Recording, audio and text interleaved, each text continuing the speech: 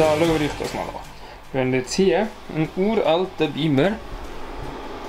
Man hört wahrscheinlich nicht lüftet. Und dann einen uralten Laptop genommen, wo jetzt da drauf ein Bild projiziert. Und jetzt können wir dort drauf den Sternenhimmel machen. Yes. Nehmen wir einen Bleistift und dann wird gepünktelt. Ja, und nachher kommen wir als Bauern irgendwann mal.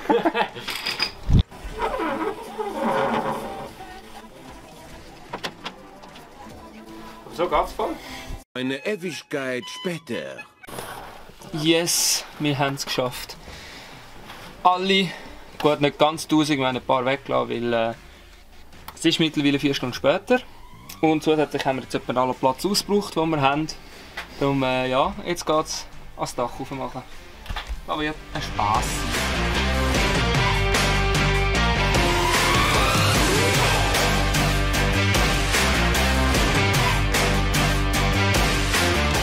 So, wir sind hier. Liebe Gabriele, noch einmal in voller Action.